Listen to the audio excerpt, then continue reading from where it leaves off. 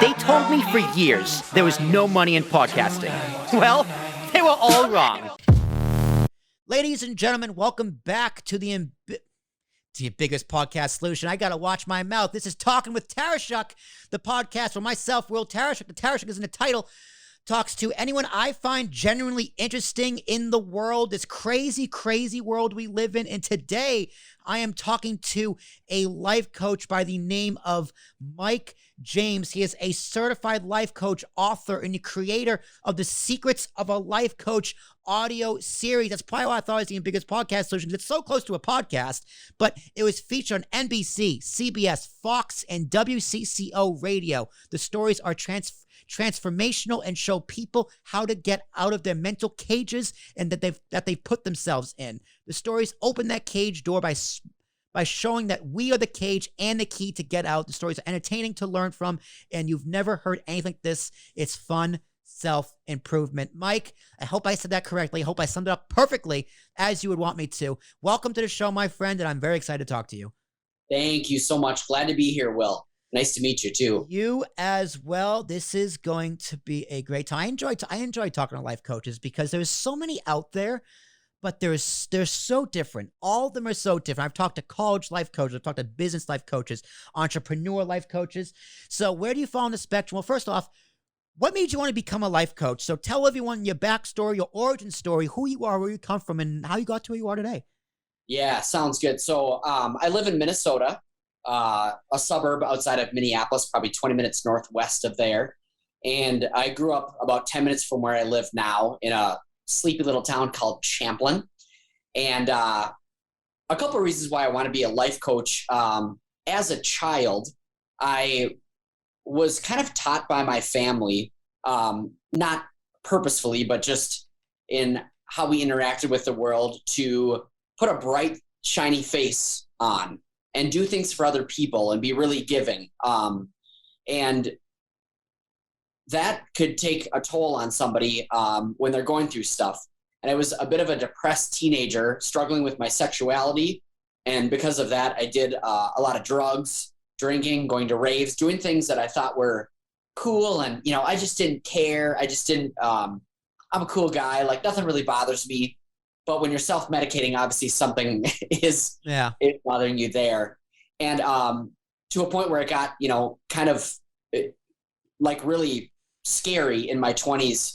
There was 3 times I pinpointed that I could have almost died from eating too many pills, whether it was Vicodin, Percocet, and then one time 12 of my friends Xanax on a vacation with friends in LA. And I realized that I had been hiding for a long time behind this guy who had all the quick wit, the jokes, the life of the party. And then, and I also after that, I started doing the work and said goodbye to a lot of friends and started really working on myself to see what's underneath all of the masks that I put on. That everybody has different masks they wear around people, especially men. I think men are taught to put them on, to hide emotions, to be manly, to follow a certain set path. And then during that time, I always had people, interesting as I just told you how I approach things. I think they saw me as so easygoing and just, didn't really have a care in the world, that they would come to me for advice. So when people would talk to me, I would hear about the ways that they hid. So I found a life coaching school that I joined and had learned all these skills and tools to really pull someone out of themselves with really, like, almost like peeling back an onion, like knowing that they have their own answers, peeling that back with really powerful and clever questions.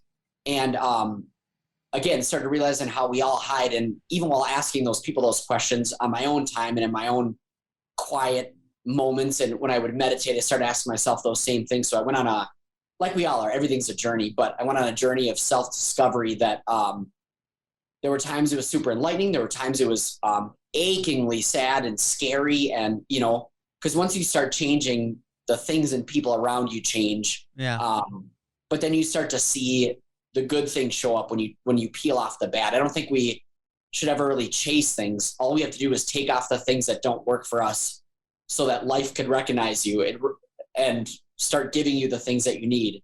Hence, these stories started coming in 2012.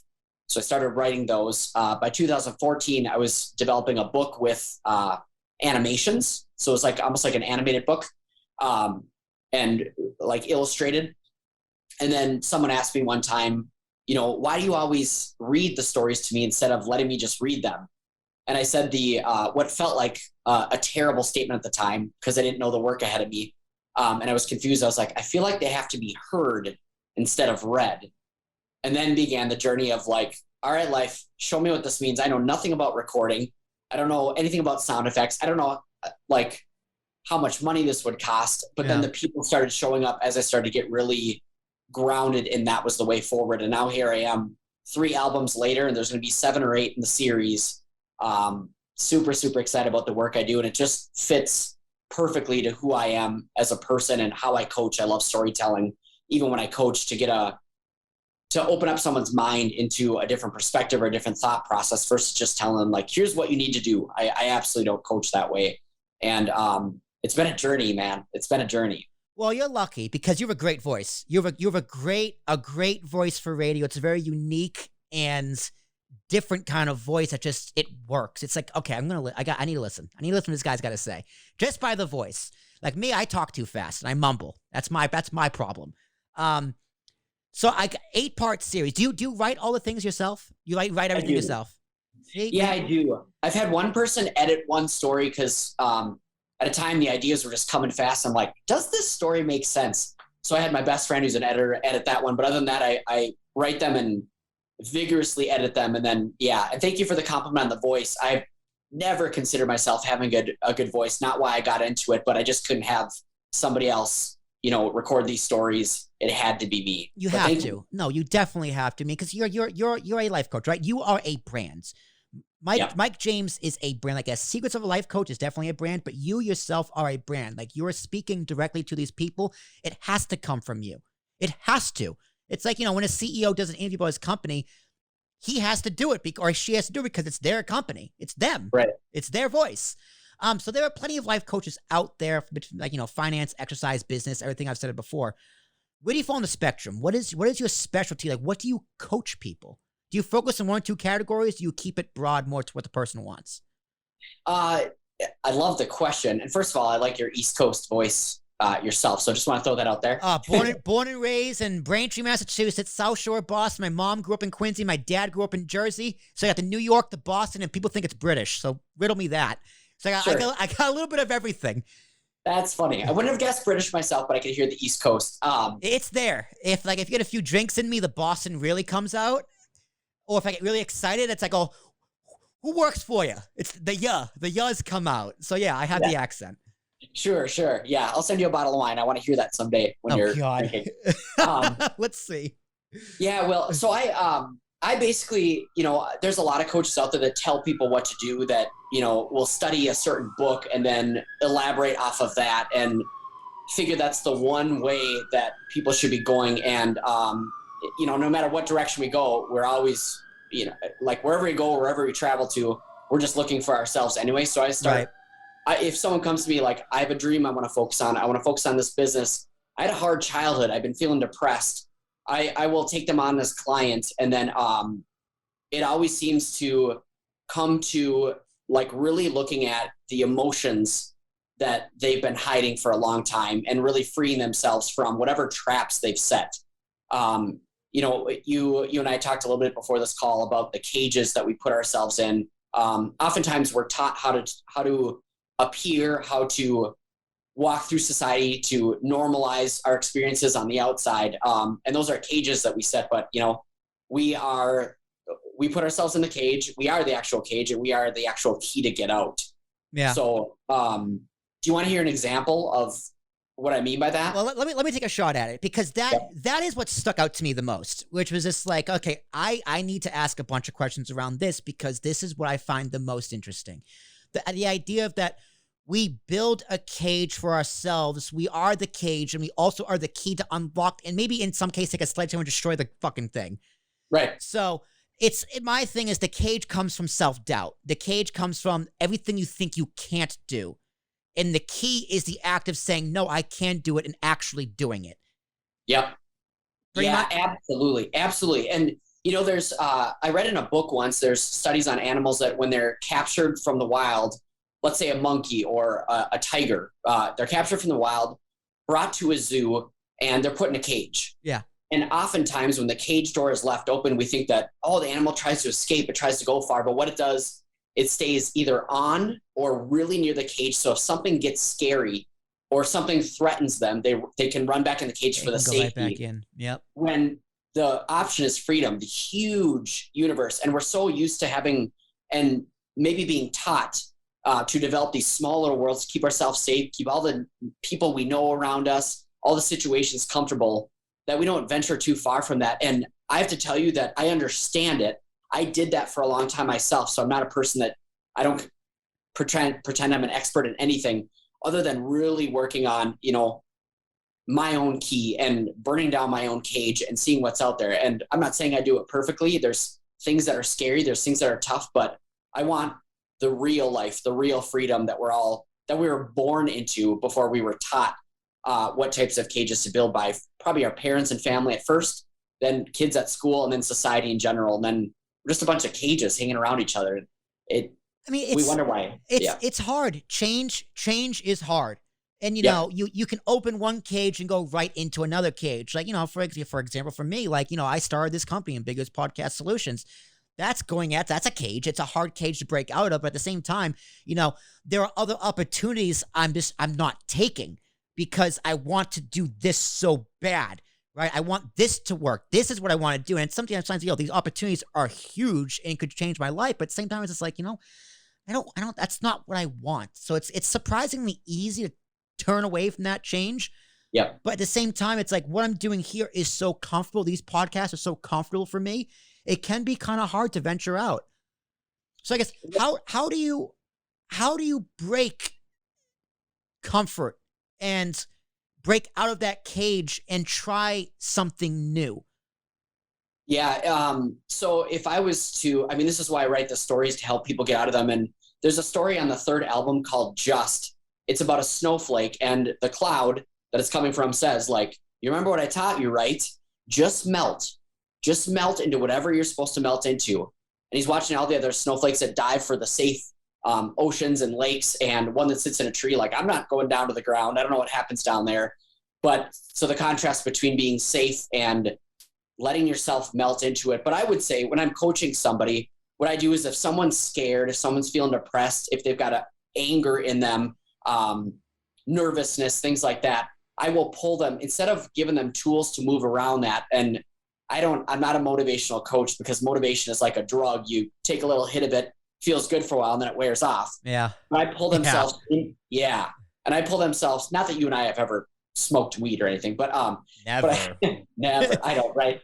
Can you smoke in here? Get out the window. Right. Over my window. Right. But I will say, to pull themselves into that feeling, what usually happens is they'll to feel that anger fully, to feel that sadness fully, to feel that sometimes it's loneliness. When they feel that fully, they're actually naturally moved out of it. But we're not taught to process our feelings often, not saying everybody, but most of us aren't taught to process our feelings. And I always say, when someone starts crying in front of us, typically we hear I'm sorry, I don't know where that came from. When me as the coach, and even when I was a younger kid, I'm like, no, cry. That's the stuff that's really there. That's the person I want. That's what's really going on. So really, it sounds strange. If you're feeling a bunch of anger, it's not just, say some mantras to yourself, take a nice walk. It's sit your ass down in total quiet where there's no distractions and feel all the way through that anger. Mm-hmm. Like a pot of boiling water, it'll boil up and out, and it might boil for a while. Depends on how much water is there. But the end result is it evaporates. It doesn't boil forever. And it's so true with all the things that we're avoiding oftentimes. So not avoiding them is the big piece. Sometimes you just got to feel what you're feeling, because, all feelings are temporary. No feeling is forever. They come and go, they ebb and flow, but sometimes you got to feel what you're feeling. And I tell this to some of my close friends all the time, listen, never apologize for your feelings, because you're feeling what you're feeling for a reason. Sometimes you can't control what you're feeling. You can only control how you react to those feelings. Right. And we're talking about cages. So oftentimes our thoughts, oh, this person did this, I'm angry. Nope, can't be angry. So there's two cages you built. You have the cage of the thought, whether it's true or false. Then there's the cage of you shouldn't feel that way. But to get yourself out of the cage, like, whoa, I'm angry. So I'm going to bring this anger, if it's at a level 7 out of 1 to 10, bring it all the way up to a level 10 and just sit in it. Yeah. And it doesn't go away. You move through it. And anything you cut in half, you have 2 smaller pieces. Yeah. Cut that in half again, there's 4 small pieces. You keep going until you have crumbs and little pieces. And you had said, like, the feelings are temporary. They are, but unless we sit through them, like, they pop up temporarily, but unless we deal with them, they'll just sit and wait for you. And sometimes it comes out in the form of cancer. Sometimes people have stomach pains. Sometimes people, like men, oftentimes have tons of back pain and hip pain because we store emotions in our backs and hips, and our body is basically telling us, like the check engine light, like, this is how this is where it's residing and not coming out. All right. So with all that said, we have the philosophy of the cage down. I love it. I wish I came up with it, but I didn't. You did. So what are your clients like? What do you look for in a client? What do they look for in a coach? Like, what do they typically struggle with? So yeah, talk to me about the people you work with. Yeah. I mean, I work with all types of people in here, all types of situations. Sometimes when you press the button on something important with an important question or a really deep question, you never know what you're going to get. You get some very big surprises, but, like I said, I'll work with anybody, but my ideal client is someone who tells me they've got this really big, great spiritual side, whether it's a religion, whether it's God, they trust in something outside themselves and they're unhappy. Those are my favorite people, because if they're trusting in something outside themselves, there might be something they're not letting go and letting something else help lead them. They might still be, like I talk about the cage of control. They might still feel like they're in control, but they believe in a God or they believe in something else when, I don't know, it's just another relationship. Well, so if you had a relationship and you're super controlling, how will that relationship turn out? Not very well. Absolutely. So why would it be any different with a God or the universe or spirituality? So I find those are the most fascinating conversations, because at least they're not putting it all on themselves in those situations. And it's okay if other clients are, and they don't have any type of faith type background. And we talk about that too, how they're caging themselves. But when they trust something outside of themselves, there's at least a little light we could reach for, like, so where's the trust in that? Right. And that's what makes it really deep and fascinating, because, spirituality and religion, they could be old wounds. We're taught you follow this very direct path oftentimes. And if you veer off of it, you're not trusting God. But I don't know if those paths are necessary for all of us. If you're trusting that a path will unfold in front of you versus this is the set one. Yeah. Have you ever turned someone down? Like, listen, Greg, honestly, I heard you out, and like, I don't think I'm the right person for you. Honestly, I just don't think you need a life coach. Does that ever happen? I haven't turned anybody down, but I've had, I think of a couple of men, and I don't mean to pick on men, but again, men can be very stoic and like, don't get too close. And we're very stubborn. Men are very stubborn. Yeah. They're very protected. And yes. I was for a long time too, that, I haven't turned anybody down initially, but over time, I've said, I think unless we look at this certain thing, we've come as far as we could go. Or I've had people where it's gotten too close to something. I remember one woman that I was coaching, probably our 4th or 5th call, and I asked some sort of question, and we were talking about health and how she wanted to lose weight and feel better health-wise. And out of nowhere, we had not talked about our relationship before, but out of nowhere, she says, I think I know what I need to do. And I just said, and what is that? She said, I think I need to get a divorce. And Will, I sat there because we had not talked about any of this before. And I just said, how are you feeling right now? And she says, and all the feelings, not just one, like, oh, it's confusing, confusing, scared, enlightening. And she never showed up again. So I don't know what happened to her, but as a coach, I don't take that as a failure. It was, we came as far as we could go. She might not be willing to face that or look at that right now. And that's okay. But she knows that she put it at least out there. So a little light can get on it. It might grow however it grows. But yeah, I don't initially turn anybody down. Just in the process of people, it's hard work, and it could take a lot of bravery and strength. Because again, when you work on yourself, relationships, situations, patterns, all those things may crumble around you and feel very unfamiliar, and it can feel very uncomfortable. But that's when you have to trust something outside of those things for the good life. Yeah. I mean, it's the most important relationship you're going to have, the one with yourself. And it's one that's ever changing. It's a love-hate relationship. You mean, that's just part of life. Yeah. So let's move on to the audio series, because the audio series is very interesting. I've met a lot of life coaches who do and do not have podcasts, but never someone who has their own audio series. So why an audio series as opposed to, like, I guess, an audio book or even a podcast? Yeah. I don't like to direct people on what I think they should do with their life. I don't like to quote I love learning from books. And obviously I'm like, all of us are just walking greatest hits of things, every experience and everything we've read.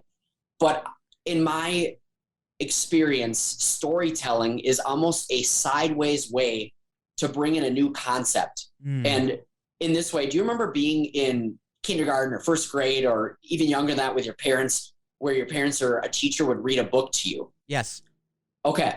And you at least get to figure out your imagination, unless the teacher shows you pictures, you get to use your imagination to picture what your version of the character looks like, what the circumstances and the surroundings look like.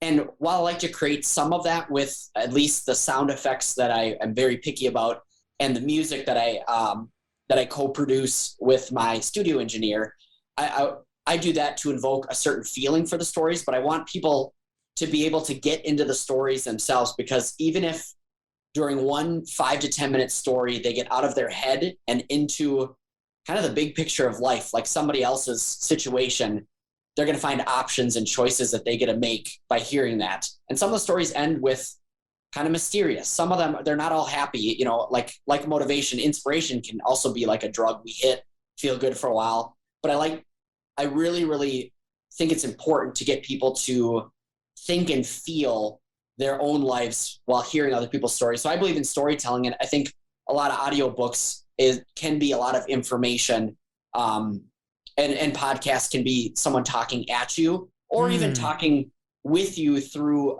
conversations with other people. But to me, storytelling is just it's an ancient but also very, very effective way of getting ideas out into the open. Okay. I can rock with that. It is, I mean, podcasting is a form of storytelling. Don't get me wrong, but Sure. your audio series, is very well produced. That was the first thing I noticed. I was like, this is the real deal. Like the music, the sound effects, the editing, like you can tell it took a lot of time. It took probably a lot of money to make. So I can definitely understand the idea of putting it behind a paywall. So I'm not criticizing that at all, because it is a very impressive piece of work. And I do appreciate the storytelling angle, because I'm a storyteller. I can definitely consider myself a storyteller. And I do one day want to do the level of production you do with the audio series. 1,000%. So I guess, how would you describe it what's the elevator pitch for the audio series? The elevator pitch is, these are basically transformational, self-improvement audio stories that empower the busy, those of us that are restless, and those of us that feel stuck. I empower them with fresh choices. Okay. And I will say too that it's fun self-help that gets you out of your head and into the big picture of life. So who's the target audience? Anybody that, like, I always talk about people being busy, because a cage of priorities, a cage of schedules, a cage of things we think we should do, obligations, I guess is a good word for it. People that feel really, really busy, and not that they, like, you could be sad about that, you could be upset about that, but know that there's something out there for them, but they don't know how to get out of the roles and the things they agree to. And I also say, like, people that feel restless, like kind of itchy, like there's more to life than just feeling good at the bottom of a glass of something, turning to sex for something, like all of the ways that we cope and we use drugs, things that we make us feel good, and the instant gratification pieces that there's just this little voice or a little itch that tells you there's something more. And then people that I hear from a lot of people, like, I feel stuck in my situations, but when I hear these, sometimes it brings on conversations that they have with their significant other or other people. Sometimes even for that moment while they're driving in their car and listening, it makes them feel like they're not in their head. They're not feeling stuck in those moments. So the busy, restless, and stuck are for who they are. Because when I first started, talking about these albums and marketing them, I'm like, they're for everybody. And I still believe that they are. Everybody will get something from them. But I pinpointed down to those three were the themes I kept hearing when doing, market research interviews with people who enjoyed the albums. Yeah. Saying, oh, it's for everybody. It's like, well, yeah, duh. But like, it needs to be more targeted. Like, this podcast is for anybody who has or is interested in starting a podcast, right? Because like, I like to talk to people who are interested in stories and storytellers, and some. That's the Ambiguous podcast solution. This one's just people I find interesting. That's just this is a me podcast, right? This is for me. A lot of podcasts for me. I podcast very selfishly. The Ambiguous podcast solution is for people who have or are interested in starting a podcast, but my target audience is podcasters. So they can listen to me like, oh, that's a great idea. I'm going to do that. Or they can listen like, oh, that's a great idea for a podcast. I'm going to start something similar. So you definitely but yeah, anybody can listen to it. You want anybody to listen to it, but I like that it is a little more targeted. So whose idea was it? I'm assuming it was yours, but how did this idea come about, and how did you get started? Oh man, dude, the idea came when I was about 2 years out of coaching. I had a client roster that was full. I had group coachings going. I had so many ideas. I was just busy. One of my target audiences. Yeah, say busy. Yeah, so target audience is yourself. That's good. You make content for yourself. That's perfect. Love it. I think any artist is really, that's their way of communicating to the world how they feel inside. Yes. But I eventually, in all that busyness, I ended up coming down with mono for 9 months. And I was just exhausted and sleeping all the time. And then I was always a very creative kid, very creative.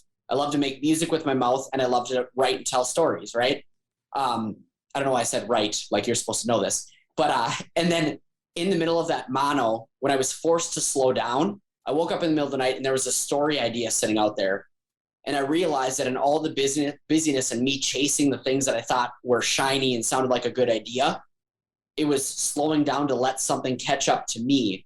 So I started doing meditation on a daily basis after the mono to purposely slow myself down. And because I create that quiet space in my life, I'm not saying the stories always came through meditation, but I created those open pockets that I'd be out jogging or working out, and all of a sudden a story idea would pop in, and I'd run for a pen and write it down. And then they started coming in. And then again, when I told you that after I wrote the first set of 16 stories, I was, asking people, can I read these two? Like, yeah, just send them over. And when they told me that they want to read them instead, I'm like, I can't. They're supposed to be heard. They're supposed to be heard by me. I have no idea what that means. And then, so I started literally asking the universe, like, I know these are supposed to be an album. Show me what to do. And I was working at this terrible, terrible job in 2015.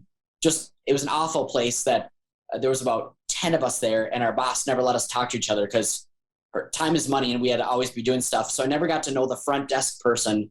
A super nice guy that I knew ran some underground film festival in Minneapolis.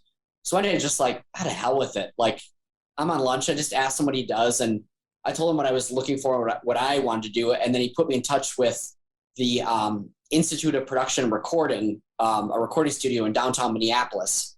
And I talked to the director there, who he would take their 4th year students. They would give me a discount on the studio just because they were still students, even in their 4th year. But they would create a really, really professional piece.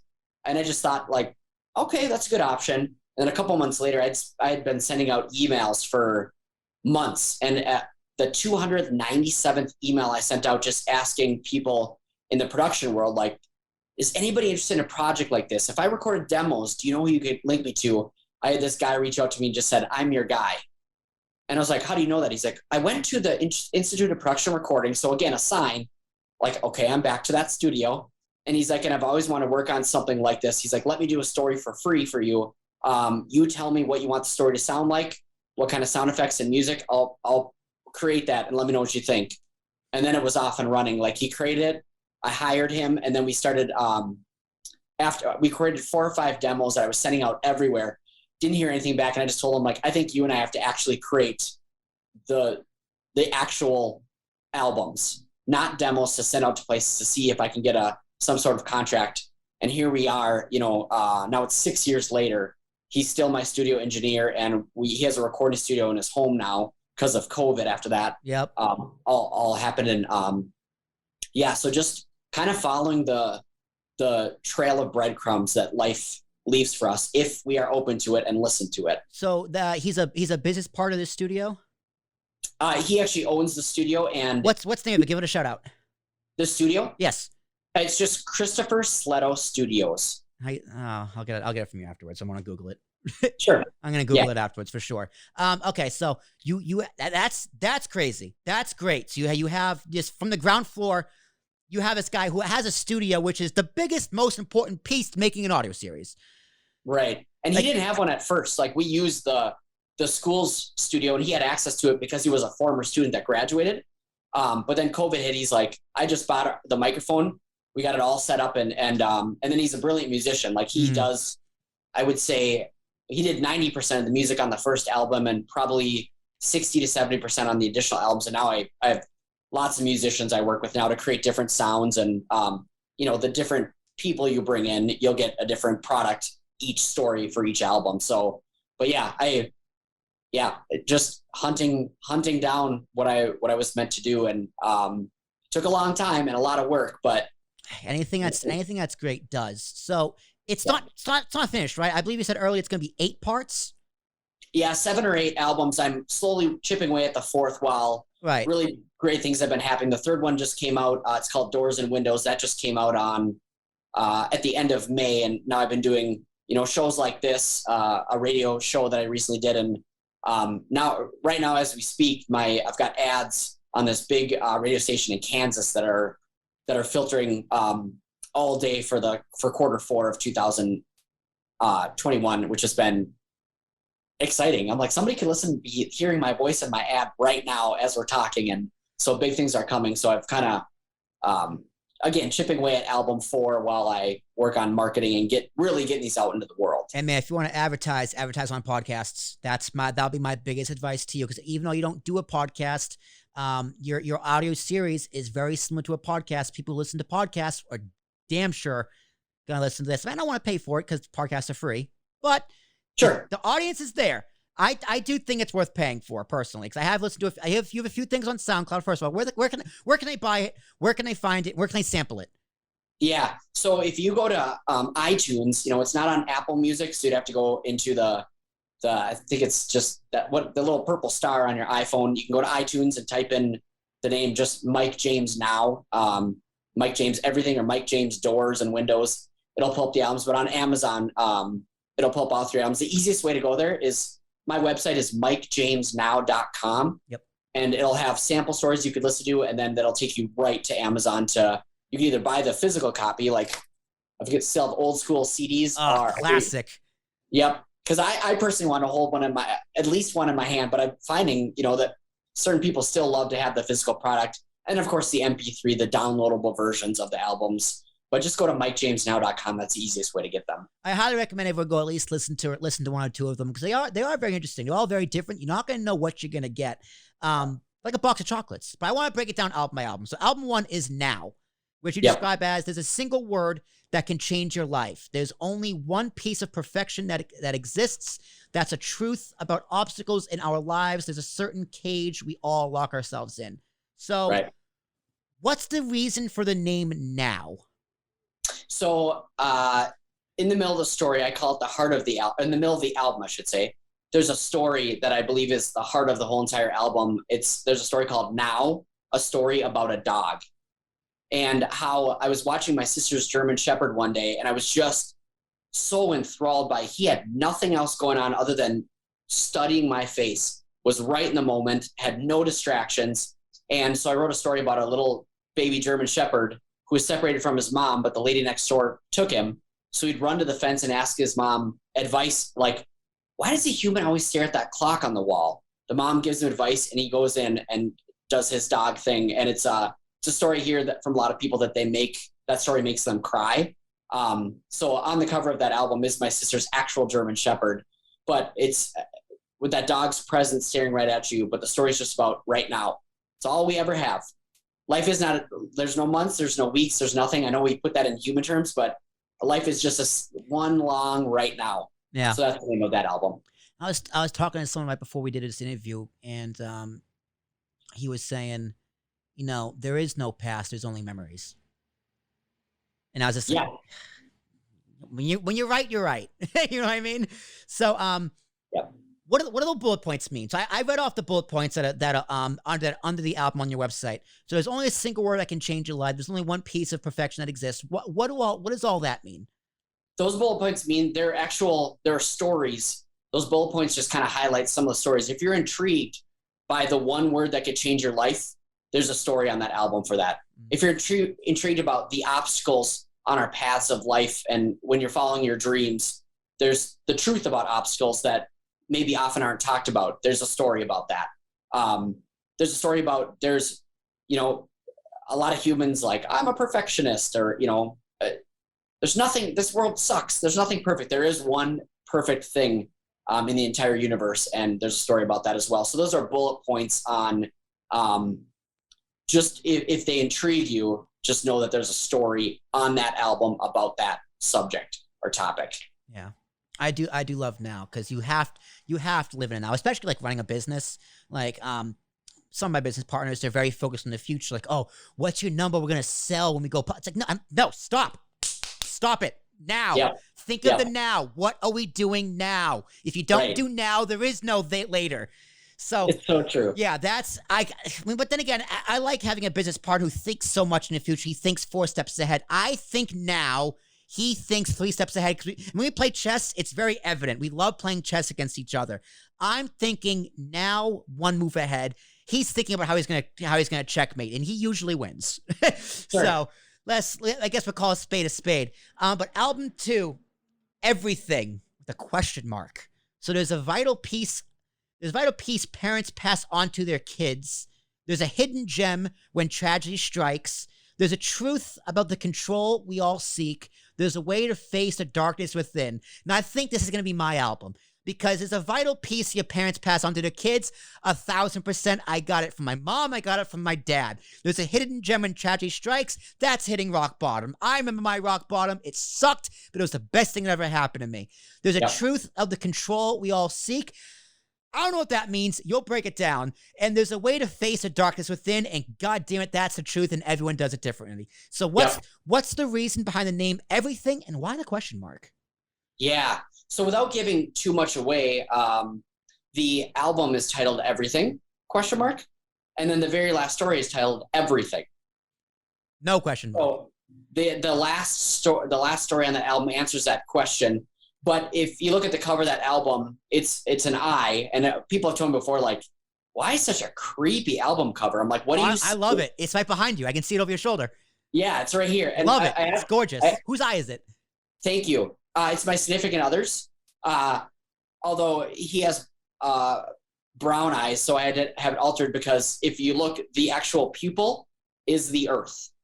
Oh, that's gorgeous. So it's like an eye in the sky, but on the earth. And it's, and this album is, I don't want to, like, the first album is, there's some playful aspects to it. And this album goes a little bit deeper, still playful. There's a story about, a squirrel, and a birthday cake. But this album goes a little bit deeper into kind of more psychological and pulling ourselves out of that. There's a 3-part story called The Case of the Missing Man, Oceans and Rivers, and Misty Mountaintop, that is about someone who's goes missing in their life, and they're depressed.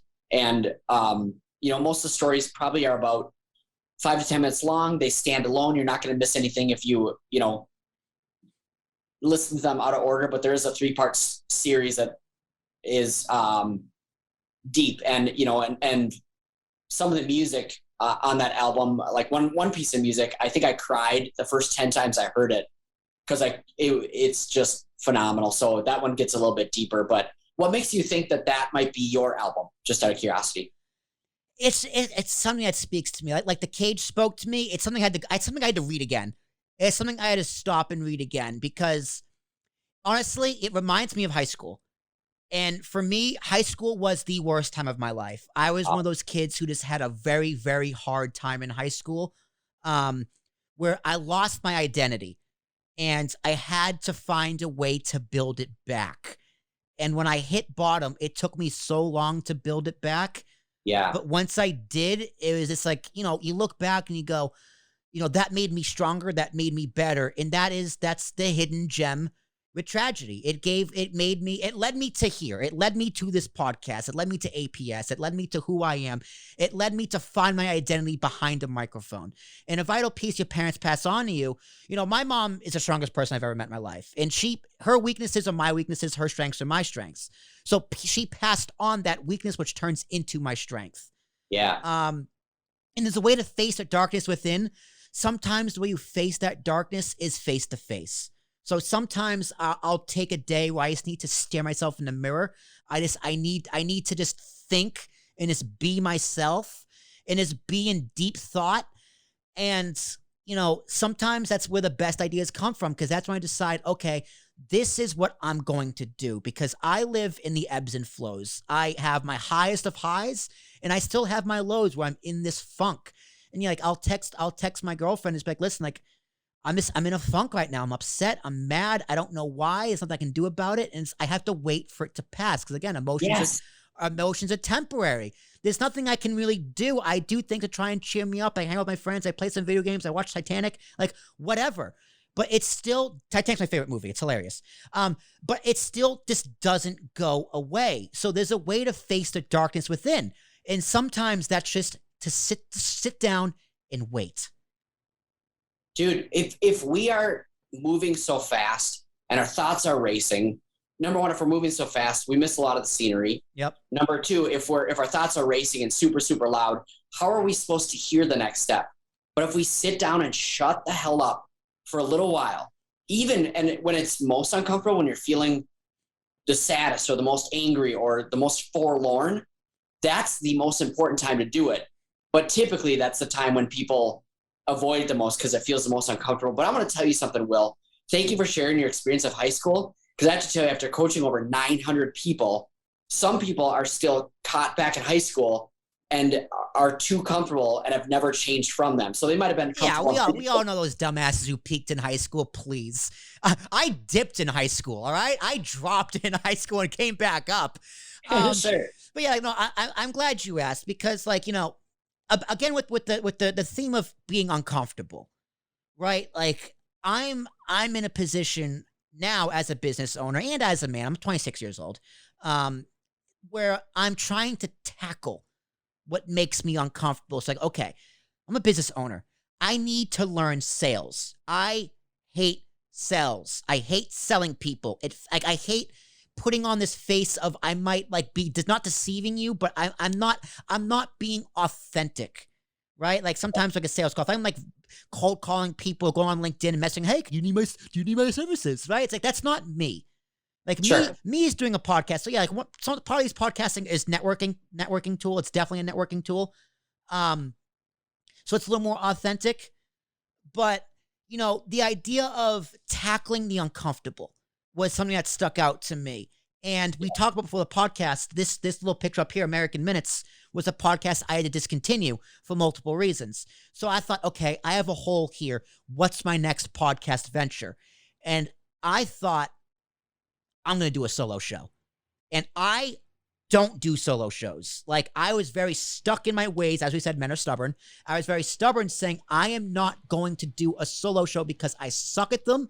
I don't know what to say. I don't like the sound of my voice. And like, it's not something I'm good at. It's not my comfort zone. So then I thought, okay, let me do a solo show. And lo and behold, I'm calling it The Comfort Zone. And the irony is that I'm doing something that makes me super uncomfortable to make it comfortable, to become comfortable. And I'm talking about, it's a podcast all about me. It's me telling my shared experiences, some stories, some funny things, stuff about the business. It's essentially my Dear Diary as a podcast that eventually I'm going to turn to my autobiography. Like almost like a memoir exactly on the air. Yep, exactly. Yep. And so that was my planning, and it's super uncomfortable. I don't have a set schedule. I record when I feel like it. So yesterday I did something because I was having doubts of should I release these things. I recorded 8 of them so far as recording this, and I haven't released any of them yet. So I'm thinking, do I release these? Because listen, these things are very personal to me. Like I mentioned my first episode, like, listen, like, high school, I hit bottom, and eventually I'm going to tell that story when I'm ready to tell that story. But I'm just not there yet. And one day I'll get there.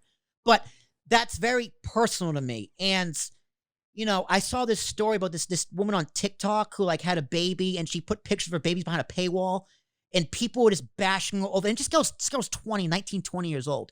And people online are just bashing her and praising her. And she has 21 million TikTok followers. I'm like, okay, you have potentially hundreds of thousands of people praising you and at the same time bashing you over the head for doing something that was personal to you. What does that do to someone mentally? And it's like, can I handle that? Can I physically handle that? And do I want to open myself up to that? Because if someone's listening to this podcast, Talking with Tarashuk, or the Ambiguous Podcast Solution, they give me positive, negative feedback, I can turn that off. I can turn that off in my brain. I cannot read it. I don't care. Like it, hate it. It feeds the algorithm. Comments away. You hate on it, shit on it. You love it, praise it. I don't care. Doesn't matter to me. But comfort zone, the meaning of the podcast and doing something that's so uncomfortable and out of my comfort zone, that's very personal, that's hard. That's hard. If it's personal, and I'm not taking away the discomfort of it, but if it's personal, that means it's more therapeutic. Exactly. I will say that. I'm not taking away that you can totally feel uncomfortable and vulnerable and scared and terrified, whatever it is. But if it's personal, that means it's therapeutic and something's trying to get out into light. Again, on the third album, Doors and Windows, there's a story called Silent Killer. There's a silent killer in almost every single home that we have out there. I can't give away what it is because I'm not giving away the story, but it's somewhat speaking to what we're talking about. Yeah, and I forget what it's called. Like, the podcast stands for something. So a podcast is a personally oriented discussion centered around select topics. Podcast acronym. There it is. Acronym. Did you make that up? I did. So I like it. How I come up with most things is I'm either in the shower or trying to fall asleep. That's where the best ideas come from. Sure. Where the one place you can never get a pen and paper. So like I was trying to fall asleep and I had, centered around select topics. I'm like, okay, Cass, that's good. What does the pod stand for? It's like, okay, P stands for personal, because all podcasts are personal. All art is personal. So podcasts to me are very, very personal. So personal. Discussion, duh, it's a discussion. So I'm like, what does the O stand for? What could the O stand for? I'm like, orient. So I had to Google what orient means to me. And it's like focused around. It's like, sure. Oriented. Nailed it. And 5 minutes later, fell asleep. Yeah. So I've told that story thousands of times on this podcast. So sorry if you listen to it again, but it's very valuable information. So yeah, this book in particular, everything. Yeah, that's essentially what it is. And it's a good segue to Doors and Windows. So there's a hunger inside our heads' voices. Goddamn right there is. There's a deadly killer in every home. I sure hope not. There's a crucial need behind our public faces. Oh, that don't even get me started. There's a behavior nature wouldn't consider. All right, break it down. Why'd you call it Doors and Windows? Because again, there's a story called Doors and Windows on there. And as we build our lives and we put up our little walls to keep people out, you're also stuck in there, by the way, in those walls, that this album, maybe it's not trying to paint this room a different color to think a different way. Maybe it's not just rearranging the furniture in the same old room of your mind. Maybe you got to find a door or a window, open up and leave. Yeah, that's true. Maybe it's not, maybe what your perspectives are and where you are keeping yourself within those walls are, if they're not working anymore, there's doors and windows everywhere trying to open up to you. And you just have to either look through them or open them up and leave. So yeah, that's why it's called Doors and Windows. And the album cover, sorry, the third album's on this wall over here. You can't see it, but I never thought I was going to be on my own album cover, but I wanted, when I talked about getting out of my own head, I hired a photographer got a bunch of balloons, and I made it so she took a big close up of my ear, and I'm jumping out of the ear, like getting out of my head into whatever's below with my shoe falling off, pretending that these balloons might save me and my descent faster. But yeah. Love it. All right, Mike, we could talk for hours upon hours upon hours, but I know you do have a heart out, and I will respect that heart out, but that just means I got to bring you back on. So whenever, when's part 4 coming out? Any idea? Ooh, that's a great question. Well, how long does it take to produce? I didn't want to get into some technical questions, so I'll get into one. How long does it take from beginning to end, writing, recording, post, and distribution? How long does that process take? Yeah, and just so you know, we still have another 10, 12 minutes if you have any more questions too. But thank you for honoring the time. The albums each, so the first 2 took 2 years to make. Wow. And this last one, because of the pandemic, I know, and I have a heart for everybody who lost people that went through a hard time, that didn't deal well with being sequestered to home. For me, creatively, I had so much time to work on album 3 Doors and Windows that one took a year and a half. And the fourth one is called Little Cracks of Light. So the characters in the first 3 albums, they have their little moments when they realize something, and there's going to be more stories on album 4, but just shorter. But this one will probably take, I would guess, 9 months to a year right now. It's probably a fourth complete, not including mixing and mastering the final result. But I've got a lot of great music and musicians that have lined up to get that ball rolling. So it's already in process, which is weird because album 3 just came out in May, and without stopping and celebrating it, I just want, when someone finds these, to have just so many hours of content to dive into and get swallowed up in.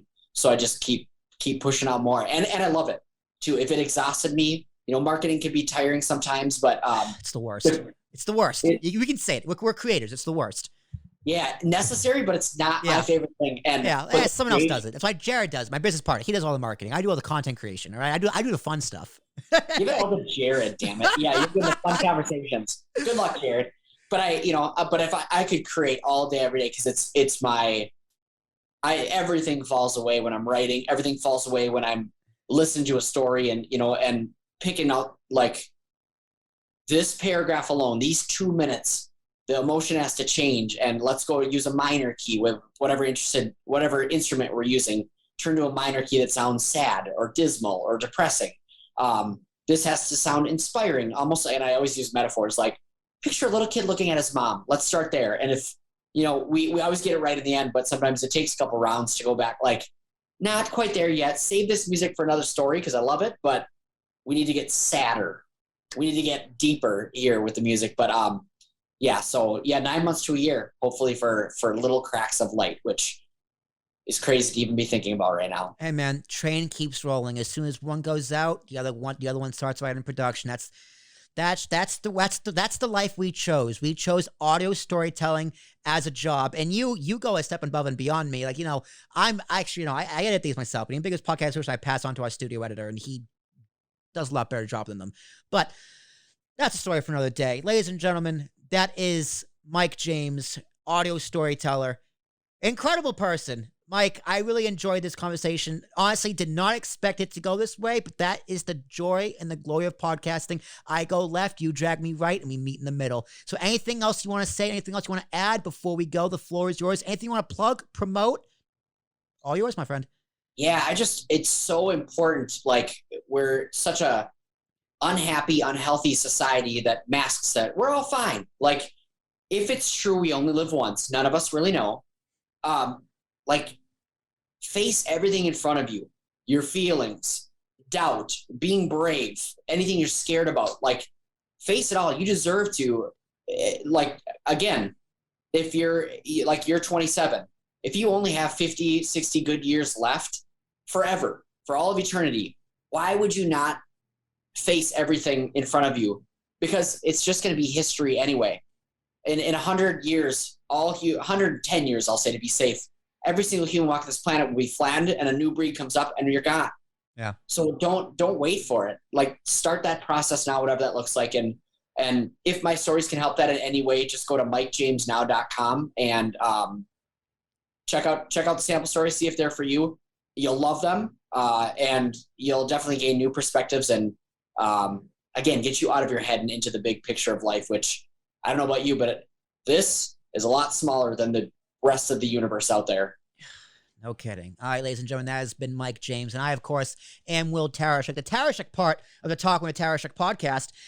If you like what I've done and what I do and what I say, head over to ambiguouspodcastsolutions.com. That is the most important place to go to find all of the other interviews on Talking with Tarashuk, and also all my other interviews, easy for me to say, that I do on the Ambiguous Podcast Solution. Also, the Kings of the Rings podcast. If you are a wrestling fan, that is a shirt I am wearing right now, because of course I am.